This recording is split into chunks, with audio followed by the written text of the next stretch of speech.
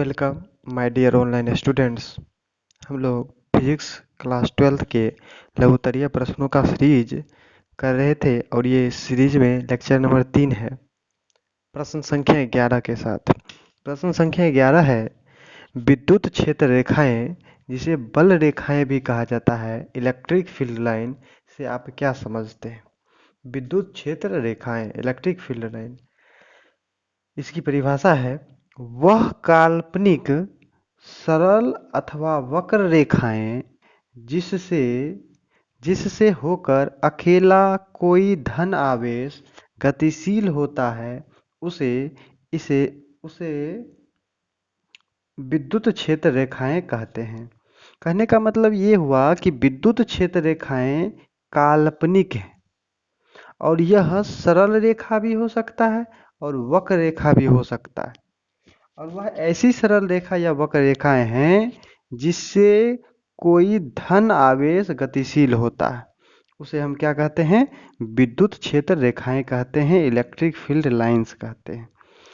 अर्थात ये भी हम कह सकते हैं कि यदि विद्युत क्षेत्र में कोई सूक्ष्म धन आवेश चलने के लिए स्वतंत्र हो तो जिस पथ से गतिशील होता है उसे विद्युत क्षेत्र रेखाएं कहा जाता है या कहते हैं। विद्युत क्षेत्र रेखाएं के बारे में एक बात और ध्यान रखिएगा कि अगर हम एकल धन आवेश से उत्पन्न विद्युत क्षेत्र रेखाएं देखेंगे, एकल धन आवेश से यानी पॉजिटिव चार्ज से देखेंगे कि कैसी विद्युत क्षेत्र रेखाएं उत्पन्न होगी, तो यह पॉजिटिव धन आवेश से निकलकर सरल रेखाओं में त्रिज्यतः अनंत तक जाती है। सरल रेखाओं में वह त्रिज्यतः रेडियली अनंत तक ये चला जाएगा, पॉजिटिव से दूर जाएगा।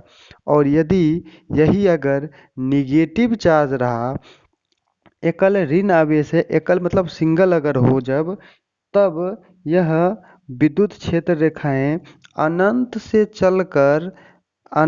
चलकर सीधी रेखा में त्रिज्यतः ऋण आवेश की ओर आती है।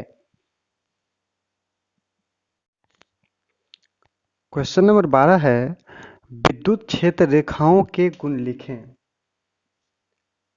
विद्युत क्षेत्र रेखाओं के गुण निम्नलिखित हैं। पहला गुण क्या है कि विद्युत क्षेत्र रेखाएं धन आवेश से उत्पन्न होती है और ऋण आवेश पर समाप्त होती है। आप देख रहे हैं कि अगर एक सिस्टम मान लिए प्लस चार्ज और माइनस चार्ज अगर है तो यह धन आवेश से निकलेगी और ऋण आवेश पे जाके समाप्त होती है। ये विद्युत क्षेत्र रेखाओं का प्रथम गुण है। बिहार बोर्ड 2017 में ये क्वेश्चन पूछा गया कि दो समान परिमाण के धन आवेश के द्वारा दो समान धन आवेश के निकाय के बगल में विद्युतीय बल रेखाएं खींचे। तो आप देख रहे हैं कि दो समान धन आवेश पॉजिटिव है, तो पॉजिटिव से हम जानते हैं कि ये पॉजिटिव चार्ज से यानी धन आवेश से रेखाएं उत्पन्न होती है, तो सारी रेखाएं धन आवेश से ही उत्पन्न होगी। लेकिन दोनों पॉजिटिव है तो इसलिए यहाँ पर जो है, यहाँ पर जाने के बाद पॉजिटिव में विकर्षण हो जाएगा, इधर भी विकर्षण हो जाएगा। तो इस तरह से आप ये विद्युत बल रेखाएं खींच सकते हैं। इसमें ध्यान देने की बात यह है कि अगर इस दोनों पॉजिटिव चार्ज का परिमाण समान होगा तो इसके बीच में न्यूट्रल पॉइंट होगा, उदासीन बिंदु होगा, यानी एक दूसरे को यहाँ पर विद्युत बल रेखाएं निरस्त कर देंगे। अगर मान लीजिए दोनों का परिमाण समान नहीं है, तो अगर समान नहीं है तो जो छोटा पॉजिटिव चार्ज होगा, यानी वैसा पॉजिटिव चार्ज जिसका वैल्यू कम है, तो उधर ये न्यूट्रल पॉइंट उधर होगी। ये पहला था। दूसरा, विद्युत क्षेत्र रेखाओं के किसी भी बिंदु पर खींची गई स्पर्श रेखा उस बिंदु पर परिणामी विद्युत क्षेत्र की तीव्रता का दिशा प्रदर्शित करती है। कहने का मतलब ये है कि अगर कोई विद्युत क्षेत्र रेखा है तो उस पर अगर हम यहाँ पर टेंजेंट अगर खींच दें तो यह विद्युत क्षेत्र की दिशा को बताएगा। स्पर्श रेखा खींचने पर उस बिंदु पर विद्युत क्षेत्र रेखाएं प्रदर्शित करती है। तीसरा गुण है कि विद्युत क्षेत्र रेखाएं एक दूसरे को प्रतिच्छेद नहीं करती है, कि कभी भी विद्युत क्षेत्र रेखाएं एक दूसरे को कट नहीं करेगा। अगर मान लीजिए कट किया तो कट करने पर उस कटान बिंदु पर जब टेंजेंट हम खींचेंगे तो दो दो दिशा को प्रदर्शित करेगा, जो संभव नहीं है। अतः विद्युत क्षेत्र रेखाएं एक दूसरे को प्रतिच्छेद नहीं करती है। चौथा गुण है कि समरूप यानी एक समान विद्युत क्षेत्र में खींची गई क्षेत्र रेखाएं परस्पर समांतर और एक दूसरे से समान दूरी पर होता है। तो जब भी हमें अगर एक समान विद्युत क्षेत्र दिखाना होगा तो हम एक समांतर क्षेत्र रेखाएं खींचेंगे और इसके बीच में दूरी समान होनी चाहिए। ये एक रूप या एक समरूप विद्युत क्षेत्र रेखाएं प्रदर्शित करेगी। पांचवा गुण ये है कि यह कभी भी, एक मिनट इसको रब कर लेता हूं।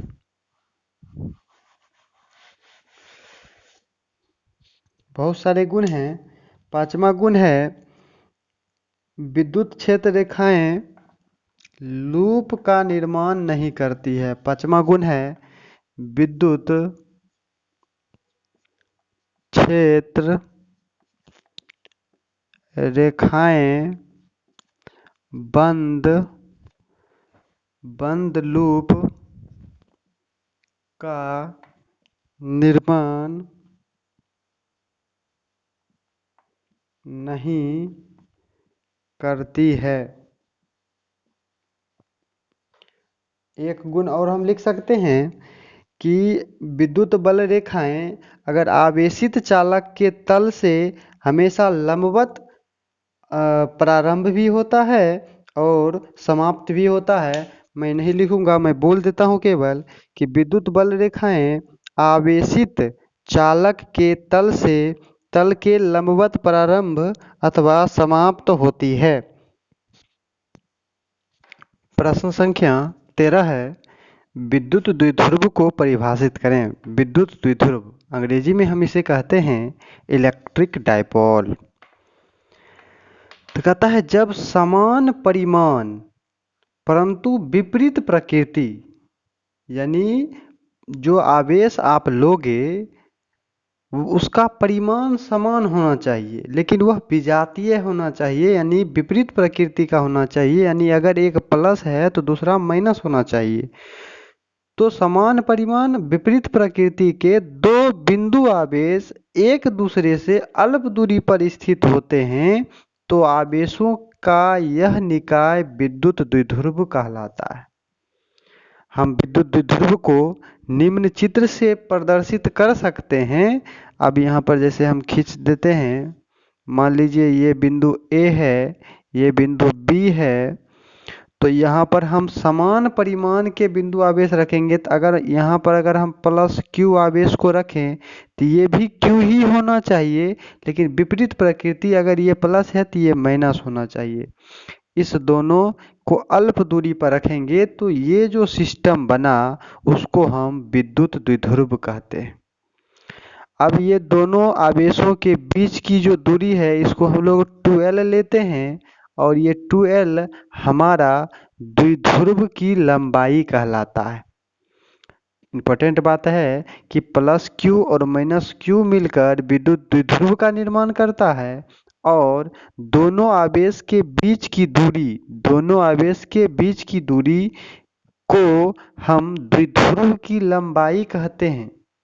एक बात ऑब्जेक्टिव में भी हर बोर्ड पूछा था कि बताइए किसी विद्युत द्विध्रुव पर कुल आवेश कितना होता है। तो यहाँ पर अगर हम कुल आवेश देखेंगे तो आवेश को तो हम जोड़ सकते हैं, तो प्लस Q और माइनस Q मिलके 0, यानी किसी विद्युत द्विध्रुव में नेट चार्ज जो होता है, नेट चार्ज यानी कुल आवेश, वह शून्य होता है। लेकिन ध्यान रखेंगे कि विद्युत क्षेत्र का मान शून्य नहीं होता है, विद्युत क्षेत्र हम निकालते हैं। तो ये जो सिस्टम बनता है इसी को हम क्या कहते हैं, विद्युत द्विध्रुव कहते हैं। प्रश्न संख्या 13 है, विद्युत द्विध्रुव आघूर्ण को परिभाषित करें। विद्युत द्विध्रुव आघूर्ण, तो हम लोग देखे थे कि विद्युत द्विध्रुव का निर्माण कब करता है, जब समान परिमाण के लेकिन विपरीत प्रकृति के आवेश को लेते हैं, एक प्लस क्यू तो एक माइनस क्यू, और इसको अल्प दूरी पर रखते हैं, तो उससे जो ये सिस्टम बनता है, इसी सिस्टम को हम क्या कहते हैं, विद्युत द्विध्रुव कहते हैं। तो कहा विद्युत द्विध्रुव में उपस्थित किसी एक आवेश के परिमाण, यानी विद्युत द्विध्रुव जो हम लोग लिख रहे हैं द्विध्रुव आघूर्ण, विद्युत द्विध्रुव आघूर्ण बराबर जो हो रहा है, विद्युत द्विध्रुव आघूर्ण बराबर वह हो रहा है किसी एक आवेश के परिमाण, यानी अगर इस दोनों में से कोई भी हम एक आवेश का परिमाण ले सकते हैं, तो दोनों का परिमाण सेम है तो हम Q ले लेते हैं, और दोनों आवेश के बीच की दूरी, और दोनों आवेश के बीच की दूरी जो द्विध्रुव की लंबाई होती है वह 12 लिए थे, 12, इसी के गुणनफल को हम विद्युत द्विध्रुव आघूर्ण कहा जाता है, और इसे P सदिश से सूचित किया जाता है। तो P बराबर क्या हो गया, Q इंटू 12, ये सूत्र भी हो गया। इसे P के द्वारा सूचित किया जाता है। यह एक सदिश राशि है और इसकी दिशा जो है हमेशा ऋण आवेश से धन आवेश की ओर होती है। अब यहाँ पर अगर हम पूछें कि बताइए विद्युत द्विध्रुव का SI मात्रक क्या होगा, तो Q का होता है कूलम, और 12 दूरी है तो मीटर हो जाएगा, यानी कूलम मीटर इसका SI मात्रक हो जाएगा। और अगर बीमा की बात करें तो कूलम का बीमा होता है 80, और आवेश का बीमा 80, और 12 यानी लंबाई है, यानी L हो गया, तो यानी क्या हो जाएगा, ATL लिखिए चाहे LAT लिखिए, दोनों मतलब एक ही है, तो ये इसकी बीमा हो गया। पिछला प्रश्न नंबर 14 था, ये 15वां प्रश्न कि बल आघूर्ण किसे कहते हैं और इसका व्यंजक क्या होता है। बल आघूर्ण, टॉर्क, अंग्रेजी में इसे टॉर्क कहते हैं। बल आघूर्ण जो होता है वह विद्युत द्विध्रुव पर आरोपित बलों में से एक बल का परिमाण, यानी एक बल का परिमाण तथा दोनों बलों के बीच की दूरी के गुणनफल को हम बल आघूर्ण कहते हैं। इसे टाउ यानी ये टॉर्क टाउ से सूचित किया जाता है। अब इसका व्यंजक कैसे लिखेंगे, तो हम पहले एक समान विद्युत क्षेत्र बना लेते हैं। तो एक समान में तो समरूप और समान दूरी पर समांतर रेखाएं खींचते हैं, और इसमें हम किसी विद्युत द्विध्रुव को रख देंगे।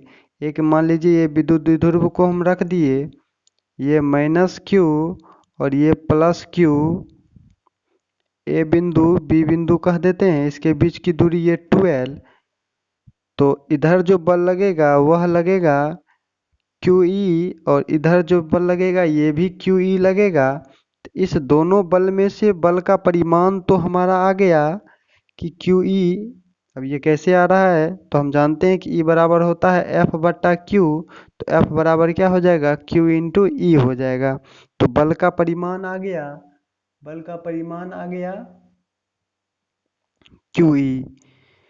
QE। अब बीच की दूरी, अब ये दोनों के बीच की दूरी ये 12 नहीं है, ये बीच की दूरी ये है, परपेंडिकुलर डिस्टेंस होता है।